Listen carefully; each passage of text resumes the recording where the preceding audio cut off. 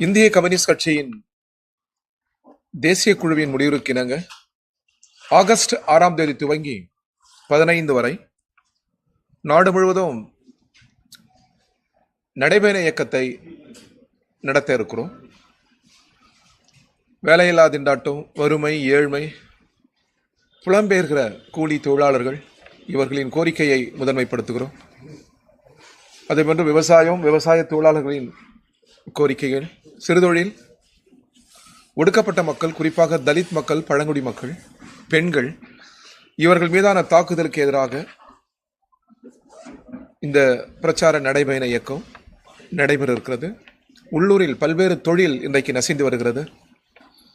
சிவகாசியில் பட்டாசு தொழில் நெருக்கடிக்குள்ளாகி இருக்கிறது. திருப்பூரில் நமக்கு பெரும் வருவாயை ஈட்டுகிறது. திருப்பூர் தொழில் நெருக்கடிக்குள்ளாகி இருக்கிறது. கரூர், கோவை, இப்படி பல்வேறு இடங்களில் சிறுதொழில் நெருக்கடிக்குள்ளாகி இருக்கிறது. நாடு கடந்த கார்ப்பரேட் நிறுவனங்கள் நமது சிறுதொழில் மீது பெரும் தாக்குதலை தொடுக்கிறது. எனவே இந்த சிறு குறுந்தொழிலை காக்க வேண்டும் என்கிற கோரிக்கைகளை முன்மொழிந்தபடி இந்தியா முழுவதும் நடைபெறுகிறது அந்த பிரச்சார இயக்கம். தமிழ்நாட்டிலும் 10 தினங்கள் நடைபெற இருக்கிறது. ஆகஸ்ட் 15 தேசிய கொடியை ஏற்றி இந்த பிரச்சார நடைபயணம் நிறைவடைய இருக்கிறது. தேசிய தலைவர்கள் பொதுச் செயலாளர் டி ராஜா, அமர்ஜித் கவுர், ஆனி ராஜா, பாண்டா, இந்த 4 தேசிய தலைவர்களும் ஆகஸ்ட் 15 நிறைவு நாள் நிகழ்ச்சியில் பங்கேற்க இருக்கிறார்கள். அந்த இடங்கள் குறித்து பத்திரிகைகளுக்கு தனி செய்தியாக அது அன்றைக்கு அறிவிக்கப்படும். செப்டம்பர் 1 ஒரு பிரம்மாண்டமான பேரணி தலைநகர் டெல்லியில் நடைபெற இருக்கிறது. இந்த பிரச்சார பயணத்தின் நிறைவாக தமிழ்நாட்டிலிருந்து ஒரு சிறப்பு ரயில் ஏற்பாடு செய்யப்பட்டிருக்கிறது. டெல்டா பகுதியிலிருந்து மட்டும் தமிழகத்தின் பல்வேறு மூலைகளிலிருந்து ரயில்களில் தோழர்கள் பயணிக்க இருக்கிறார்கள். ஒரு எழுச்சி மிகுந்த பேரணி செப்டம்பர் 1 டெல்லியில் நடைபெற இருக்கிறது. தமிழ்நாட்டில் நடைபெறுகிற அந்த பிரச்சார இயக்கத்தில் கட்சியின் மூத்த தலைவர்கள் தோழர் சுப்பராயன், நாடாளுமன்ற உறுப்பினர், முன்னாள் செயலாளர் தோழர் முத்தரசன், துணை செயலாளர்கள் ரவி, பெரியசாமி, செயற்குழு உறுப்பினர்கள் வகிதா, சிவபுண்ணியம், செல்வராஜ், சந்தானம், டாக்டர் ரவீந்திரநாத், தோழர் ராமசாமி, ஆறுமுகம், இப்படி பத்மாவதி உள்ளிட்ட செயற்குழு உறுப்பினர்களும் 10 தினங்களும் தலைமை தாங்கி இந்த பிரச்சார நடைபெறும் இயக்கத்தில் பங்கேற்க இருக்கிறார்கள். இந்த விவரங்களையும் பத்திரிகைகளுக்கு தனி செய்தியாக தர இருக்கிறோம். தமிழ்குரு நல்லுலகம் இந்த 10 தின நடைபெற பிரச்சார இயக்கத்திற்கு பேராதரவு தர வேண்டும் என்று கம்யூனிஸ்ட் கட்சியின் தமிழ்நாடு மாநில குழுவின் சார்பில் கரங்குப்பி கேட்டுக்கொள்கிறோம். கர்நாடகம் தமிழ்நாட்டிற்கு நீர் திறக்கும் உத்தரவை எதிர்த்து சுப்ரீம் கோர்ட்டுக்கு அப்பீல் செய்ய கர்நாடக அனைத்து கட்சி கூட்டத்தில் முதல்வர் தலைமையில் நடைபெற்ற கூட்டத்தில் முடிவு செய்திருக்கிறார். இது ஏற்புடையதல்ல. சட்டத்தின் ஆட்சி முறையை சிதைக்கும். இது சட்டத்தின் மீதான நம்பகத்தன்மையை சீர்குலைக்கும். ஏற்கனவே பல வழக்குகள், நீதிமன்றத்தின் தீர்ப்புகள் இருக்கிறது. காவிரி மேலாண்மை வாரியத்தின் வழிகாட்டுதலும் தீர்ப்பும் இருக்கிறது. இவை யாவும் தமிழகத்திற்கு உரிய நீரை தர வேண்டும் என்றுதான் தீர்ப்புகள் கூறுகிறது. ஆனால் இன்றைக்கு அந்த நீதிமன்ற தீர்ப்பை எளிதில் கடந்து செல்கிற, காவிரி மேலாண்மை வாரியத்தின் வழிகாட்டுதலை எளிதில் கடந்து செல்கிற முயற்சியில் இன்றைக்கு கர்நாடக அரசு ஈடுபடுவது ஏற்புடையதல்ல. இயற்கையின் கருணையால் இப்பொழுது மழை பொழிகிறது. அணைகளுக்கு ஆபத்து என்கிற காரணத்தினால் நீரை திறந்து விடுகிறார். தமிழ்நாட்டின் கோரிக்கையை ஏற்ற அல்ல, நீதிமன்றத்தின் வழிகாட்டுதலை ஏற்ற அல்ல. எனவே இது நல்ல முறை அல்ல. இது வெறும் குடிநீர் பிரச்சனை அல்ல. இரு மாநிலங்களின் உறவு சம்பந்தப்பட்டது, நமது தொன்மையான நட்பு சம்பந்தப்பட்டது. தமிழ்நாட்டில் இருப்பவர்கள் லட்சக்கணக்கான கன்னட மொழி பேசுகிற, தெலுங்கு மொழி பேசுகிற, கேரள மொழி பேசுகிற மக்கள் இருக்கிறார்கள். அவர்கள் அனைவரும் ஒரு குடும்பம் போல் வாழ்கிறோம். எனவே நீர் அனைவருக்கும் தேவை. தமிழ்நாடு எப்பொழுதுமே பெங்களூரின் குடிநீர் தேவைகளை கணக்கில் கொள்ளாமல் இல்லை, அதை நாம் மதிக்கிறோம். ஆனால் நீர் போதுமான அளவு நீர் இருக்கிற பொழுதே இல்லை என்கிற கர்நாடக அரசின் அந்த வாதங்கள் ஏற்புடையதல்ல.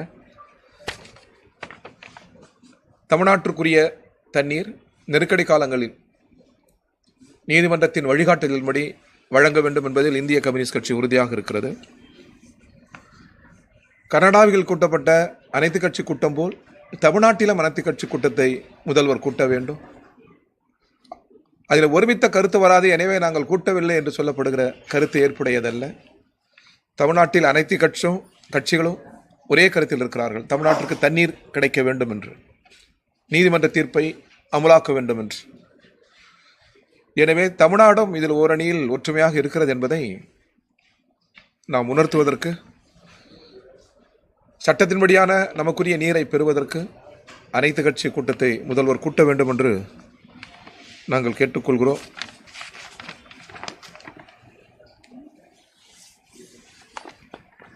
வேற ஏதாவது நீங்க கேள்வி கேட்கலாம். பொதுச் செயலாளர் எடப்பாடி பழனிசாமி வந்து தாவேக அரசினுடைய செயல்பாடு, அதாவது காவிரி நதிநீர் விவகாரத்துல தாவேக அரசினுடைய செயல்பாடு சரியா கிடையாது, 2.5 ஆண்டுகள்ல வந்து ஆட்சியை பிடிச்சிட்டாங்க, அவங்களுக்கு ஒண்ணுமே தெரியல அப்படின்ற மாதிரி ஒரு குற்றச்சாட்டை முன் வச்சிருக்கிறாரு. உங்க கட்சி சார்பாக நடப்பு அரசியல் நிகழ்வுகளை நீங்க எப்படி மதிப்பிடுறீங்க? அது குறிப்பா காவிரி நதிநீர் விவகாரத்தை பொறுத்தவரை. இல்ல, முதல்வர் அனைத்து கட்சி கூட்டத்தை கூட்ட வேண்டும், சம்பந்தப்பட்ட அமைச்சர் பதிலளிக்க வேண்டும். அமைதி காப்பது நல்லதல்ல, அது ஏற்புடையதல்ல. ஆனால் இந்த காவிரி நதிநீர் பிரச்சனையில் தமிழ்நாடு அரசாங்கத்தை விட எப்பொழுதுமே வஞ்சிப்பதும் ஏமாற்றுவதும் கர்நாடக அரசு தான். எனவே அது திசை திரும்பிவிடக்கூடாது. ஆனால் தமிழக அரசாங்கத்தினுடைய முயற்சிகள் போதுமானதல்ல. எதிர்கட்சிகளை அனைத்து கட்சியை கூட்டி கருத்தறிய வேண்டும்.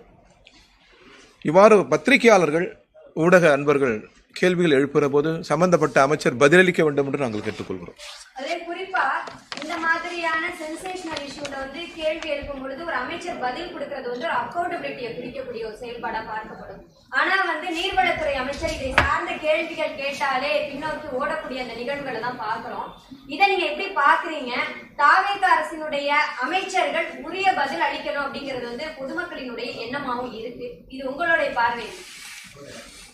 அது முறையானது, சட்டப்படியானது.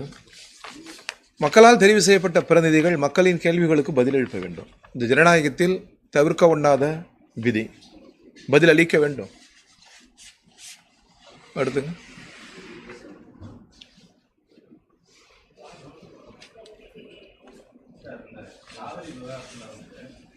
மற்ற கட்சியெல்லாம் வந்துட்டு ஒரு நிலைப்பாட்டில் இருக்காங்க, ஆனால் கர்நாடகா சார்ந்த மக்கள் வந்துட்டு போராட்டம் இல்லை, நம்மளும் போராட்டம் நடத்துகிறோம். நம்ம தேவைக்காக போராட்டம் நடத்துகிறோம். அங்கு தேவை அளவுக்கு அதிகமாகவே இருக்கிறது. எனவே தான் ஆபத்து ஏற்படும் என்பதற்காக இப்பொழுது திறந்து விடுகிறார்கள். இப்போ 2 தினங்களிலே அது நிரம்ப முடியாதல்லவா? அப்போ நீங்கள் ஏற்கனவே 10 தினங்கள் 20 தினங்களுக்கு முன்னால் சொன்னது அத்தனையும் பொய். எனவே இதுபோல் விஷயங்களில் கர்நாடக அரசு பொய் சொல்லக்கூடாது. இங்கே தண்ணீருக்காக இயங்குவது சொந்த சகோதரர்கள். நாம் தண்ணீர் கேட்பது நம்முடைய சொந்த சகோதரிடம். எனவே இயற்கை யாருக்கும் சொந்தமல்ல என்று சொன்னது மிக நியாயம். மார்க்ஸ் சொன்னது அது. இயற்கை யாருக்கும் சொந்தமல்ல, அடுத்தடுத்த தலைமுறைக்கானது என்றார். இதை பாதுகாத்து அடுத்தடுத்த தலைமுறைக்கு கைமாற்ற வேண்டும் என்று மார்க்ஸ் சொன்ன வார்த்தை. பரவாயில்லை, நல்ல வார்த்தையை சொல்லியிருக்கிறார் கர்நாடக அமைச்சர். யாருக்கும் சொந்தமில்லை என்றால் இப்போ நீரை பகிர்ந்து கொடுங்கள், சட்டப்படி நடந்து கொள்ளுங்கள். இதை தான் கர்நாடக அரசுக்கு நாங்கள் வலியுறுத்துகிறோம்.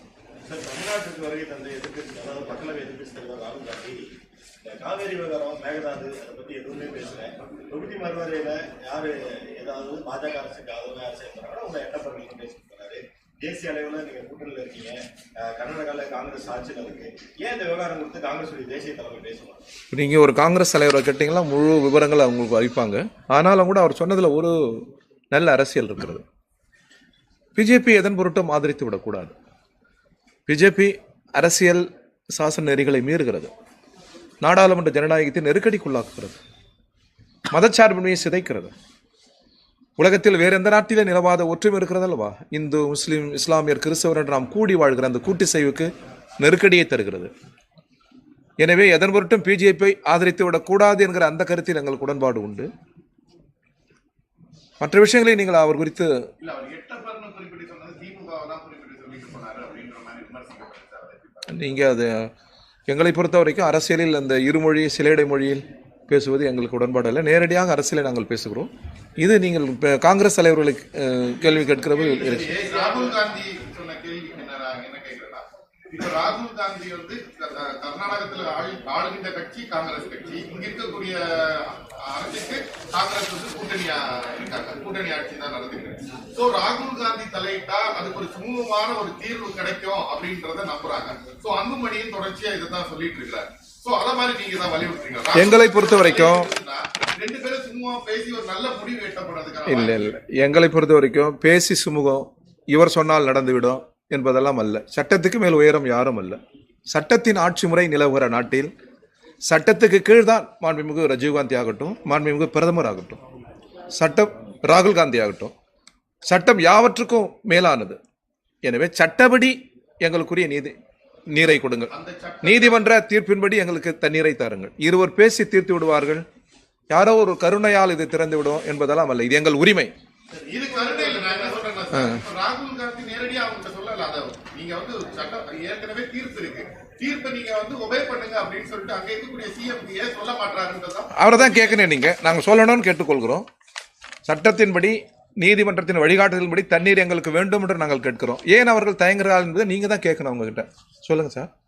சார், அப்ப அது மட்டும் இல்லாம பொதுமக்களினுடைய பிரச்சனைக்காக அவங்க வந்து போராடக்கூடியது அவங்களோட ஜனநாயக உரிமை.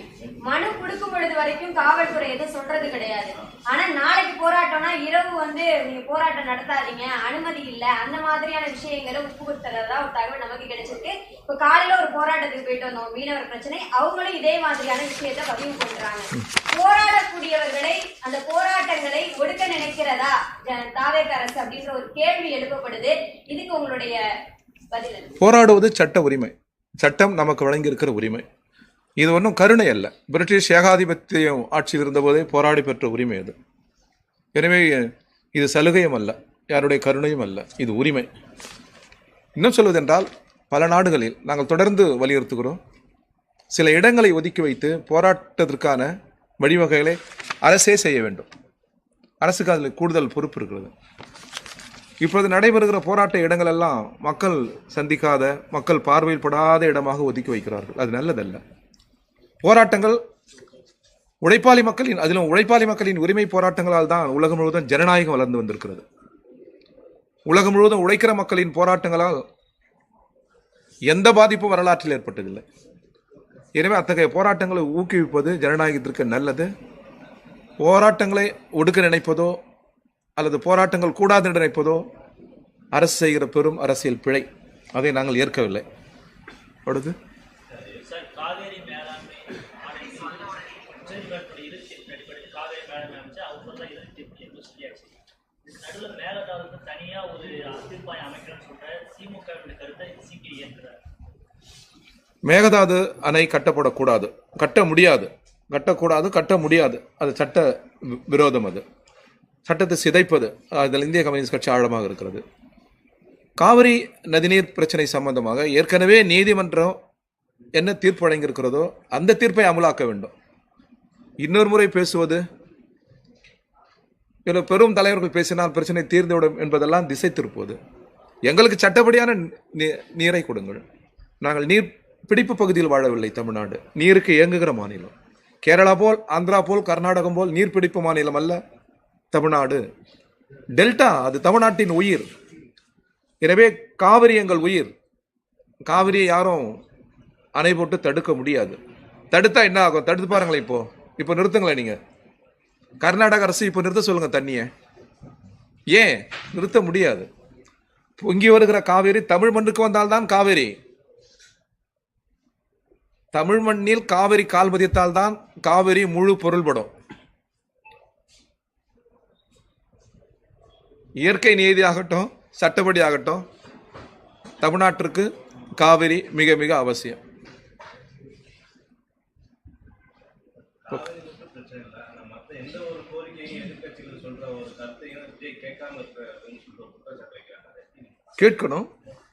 விவசாயிகள் பிரதிநிதிகள் அழைத்து அவர் பேசணும்னு நாங்கள் அறிக்கை விட்டுருக்கிறோம். விவசாயிகள் தங்கள் கோரிக்கைகளுக்காக போராடுகிற போது முதல்வர் அந்த பிரதிநிதிகளை அழைத்து பேச வேண்டும் என்பது இந்திய கம்யூனிஸ்ட் கட்சியின் அழுத்தமான கருத்து. தொழிலாளர்கள், கூலி மக்கள், ஏழைகள், எளியவர்கள் நிறைந்த தமிழ்நாட்டில் அவர்கள் கோரிக்கைகளுக்காக போராடுகிற போது அரசு செவிமடுக்க வேண்டும். முதல்வரையும் இதர அமைச்சர்களையும் சந்திப்பதற்கு வழிமுறைகள் எளிதாக்கப்பட வேண்டும். இது நாடாளுமன்ற ஜனநாயக நாடு. இந்த நாடு நம்முடைய நாடு. இங்கே மக்கள் அதிகாரம்தான். எனவே தங்களால் தெரிவு செய்யப்பட்ட தங்கள் பிரதிநிதிகளை பார்ப்பதற்கு அதிகார வர்க்கத்தின் தடைகள் கூடாது, எளிதாக்கப்பட வேண்டும் என்பது கம்யூனிஸ்ட் கட்சியின் நீண்ட நெடுங்கால் கோரிக்கை. அதில் நாங்கள் உறுதியாக இருக்கோம். சில நேரங்களில் சில அமைச்சர்களை பார்க்கிறார்கள், பல நேரங்கள் நான் சொல்வது முதல்வரை. அமைச்சர்களை பலரும் பார்க்குறாங்க, கோரிக்கைகளை கொடுக்குறாங்க, நம்ம அது பத்திரிகைகளை பார்க்கிறோம். முதல்வர் சந்திக்கணும். முதல்வர் சென்று சில இடங்களை பார்ப்பது, ஆய்வு செய்வது என்பது வேறு. முதல்வரே பிரதிநிதிகளை அழைத்து பார்த்து பேசணும். டாக்டர் கலைஞர் அவ்வாறு செய்வார். முன்னாள் நமது நினைவில் வாழ்கிற எம்ஜிஆர் அதை செய்வார். முன்னால் இருந்த அமைச்சர்கள், முதலமைச்சர்கள் பலரும் பிரதிநிதிகளை அழைத்து பேசுவார்கள். அது ஜனநாயகத்திற்கு மிக மிக அவசியம், நல்லதும் கூட. அதை தமிழக முதல்வர் கடைபிடிக்க வேண்டும் என்று நாங்கள் கேட்டுக்கொள்கிறோம். சார், மறைமுகமா பாத்தீங்கன்னா கரண்ட் பில் ஏற்றிருக்காங்க. முந்தையோட இப்ப பார்த்தீங்கன்னா எல்லாத்தையும் ஜாஸ்தி. இப்போ 500 கட்டுறவங்களுக்கு 2500 கட்டுறாங்க, 5000 கட்டுறவங்க 18,000 கட்டுறாங்க. அது மறைமுகமா ஏற்றப்பட்டதுன்னு சொல்றாங்க. அது எப்படி யூனிட் பார்த்தா கணக்கு பண்ணி பார்த்தா ரொம்ப கம்மியா வருது, ஆனா அதிகமா காசு கட்டணும் அப்படின்னு சொல்லி பிரச்சனை போயிட்டு இருக்கு. ஆனா அது துறையா இருக்கிறது கேட்டா இல்லை, அப்படிதான் நாங்கள் ஏற்றலை அப்படின்னு சொல்றாங்க மினிஸ்டர் கேட்டா. ஆமாங்க, அது நிர்வாக குளறுபடி மட்டுமல்ல, மேலிருந்து கீழ் வரை மின்துறையில் ஆய்வுகள் தேவைப்படுகிறது, ஒழுங்கமைப்புகள் தேவைப்படுகிறது. எளிய மக்கள் எதன் பொருட்டும் பாதித்து விடக்கூடாது. நான் வாழ்கிற எங்கள் வீட்டுக்கு அருகில் கூட சாதாரண ஜனங்கள் அதிகமாக, வழக்கத்திற்கு மாறாக அதிகமாக மின்கட்டணம், அளவுக்கு அதிகமான மின்கட்டணம் வருகிறது. இது ஒரு முறைகேடு, நிர்வாக ஒழுங்கினம். இதில் கூடுதல் கவனம் செலுத்த வேண்டும் மின்துறை என்று நாங்கள் கேட்டுக்கொள்கிறோம். இன்னும் ஒரு 3 நாள்ல பட்ஜெட் தாக்கல் செய்ய போறாங்க. அந்த பட்ஜெட்ல உங்களோட எதிர்பார்ப்பு பட்ஜெட் தாக்கல் செய்ய போறாங்க. அமர்யாசன் சொன்னது போல பட்ஜெட் உயர்ந்த கட்டிடங்களை அளவுகளாக வைக்கக்கூடாது, உலக வங்கி சொல்வதற்கு செவிமடுக்கக்கூடாது. அமர்யாசன் சொன்னது போன்று ஒற்றிய வயிறு, குழிவிழுந்த கன்னங்களை கருத்தில் கொள்ள வேண்டும். உழைக்கிறவர்கள், ஏழைகள், எளியவர்களுக்கு அருகில் நின்று பட்ஜெட் பேச வேண்டும். அப்படின்னா பட்ஜெட்டுக்கு முன்னால் அறிஞர்களை, அதிகாரிகளை கலந்து ஆலோசிப்பது என்பது வேறு.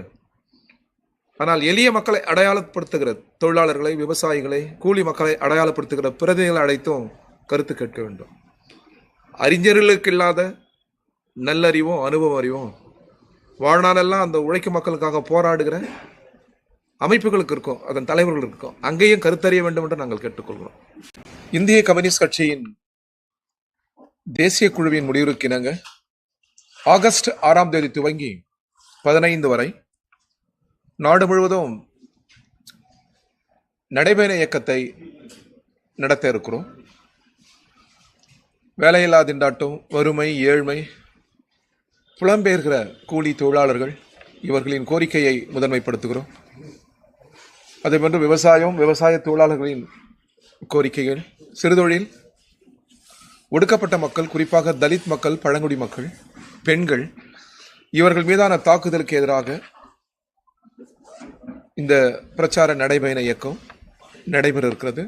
உள்ளூரில் பல்வேறு தொழில் இன்றைக்கு நசிந்து வருகிறது. சிவகாசியில் பட்டாசு தொழில் நெருக்கடிக்குள்ளாகி இருக்கிறது. திருப்பூரில் நமக்கு பெரும் வருவாயை ஈட்டுகிறது. திருப்பூர் தொழில் நெருக்கடிக்குள்ளாகி இருக்கிறது. கரூர், கோவை, இப்படி பல்வேறு இடங்களில் சிறுதொழில் நெருக்கடிக்குள்ளாகி இருக்கிறது. நாடு கடந்த கார்ப்பரேட் நிறுவனங்கள் நமது சிறுதொழில் மீது பெரும் தாக்குதலை தொடுக்கிறது. எனவே இந்த சிறு குறுந்தொழிலை காக்க வேண்டும் என்கிற கோரிக்கைகளை முன்மொழிந்தபடி இந்தியா முழுவதும் நடைபெறுகிறது அந்த பிரச்சார இயக்கம். தமிழ்நாட்டிலும் 10 தினங்கள் நடைபெற இருக்கிறது. ஆகஸ்ட் 15 தேசிய கொடியை ஏற்றி இந்த பிரச்சார நடைபயணம் நிறைவடைய இருக்கிறது. தேசிய தலைவர்கள், பொதுச் செயலாளர் டி ராஜா, அமர்ஜித் கவுர், ஆனி ராஜா, பாண்டா, இந்த 4 தேசிய தலைவர்களும் ஆகஸ்ட் 15 நிறைவு நாள் நிகழ்ச்சியில் பங்கேற்க இருக்கிறார்கள். அந்த இடங்கள் குறித்து பத்திரிகைகளுக்கு தனி செய்தியாக அது அன்றைக்கு அறிவிக்கப்படும். செப்டம்பர் 1 ஒரு பிரம்மாண்டமான பேரணி தலைநகர் டெல்லியில் நடைபெற இருக்கிறது. இந்த பிரச்சார பயணத்தின் நிறைவாக தமிழ்நாட்டிலிருந்து ஒரு சிறப்பு ரயில் ஏற்பாடு செய்யப்பட்டிருக்கிறது. டெல்டா பகுதியிலிருந்து மட்டும் தமிழகத்தின் பல்வேறு மூலைகளிலிருந்து